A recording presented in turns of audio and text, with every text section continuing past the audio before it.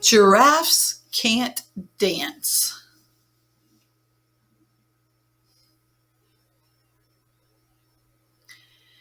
Gerald was a tall giraffe whose neck was long and slim. But his knees were awfully crooked and his legs were rather thin. He was very good at standing still and munching shoots off trees. But when he tried to run around, he buckled at the knees. Poor Gerald.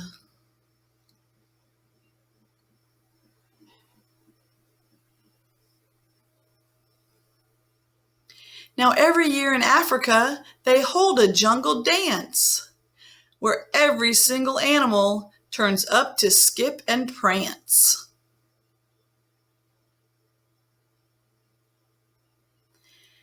And this year, when the day arrived, poor Gerald felt so sad. Because when it came to dancing, he was really very bad. The warthogs started waltzing, and the rhinos rocked and rolled. The lions danced a tango that was elegant and bold. The chimps all did a cha-cha with a very Latin feel. And 8 baboons then teamed up for a splendid Scottish reel. Gerald swallowed bravely as he walked toward the floor. But the lions saw him coming and they soon began to roar. "Hey, look at clumsy Gerald. The animals all sneered." "Giraffes can't dance, you silly fool." "Oh, Gerald, you're so weird." Gerald simply froze up. He was rooted to the spot. "They're right," he thought. "I'm useless. Oh, I feel like such a clot." So he crept off from the dance floor and he started walking home. He never felt so sad before, so sad and so alone. Poor Gerald.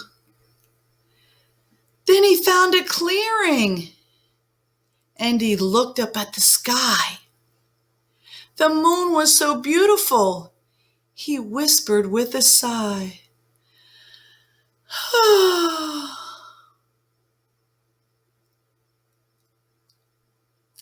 "Excuse me," coughed a cricket who'd seen Gerald earlier on. "But sometimes when you're different, you just need a different song. Listen to the swaying grass and listen to the trees.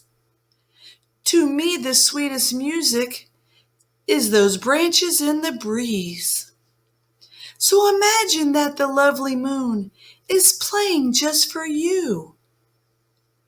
Everything makes music if you really want it to." With that, the cricket smiled and picked up his violin.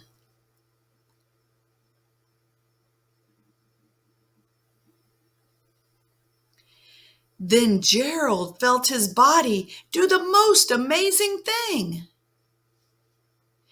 His hooves had started shuffling, making circles on the ground.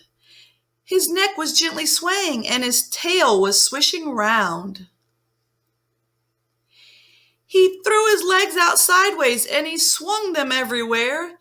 Then he did a backward somersault and leapt up in the air.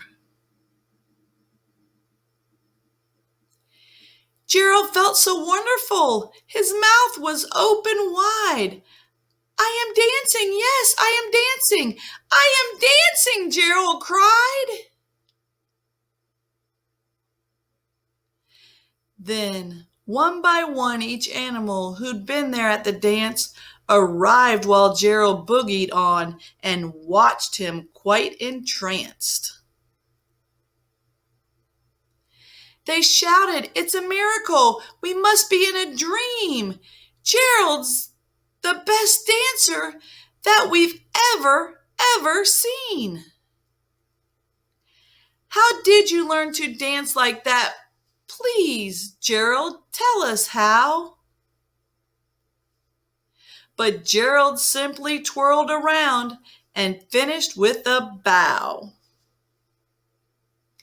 He raised his head and looked up at the moon and stars above. "We all can dance," he said, "when we find music that we love."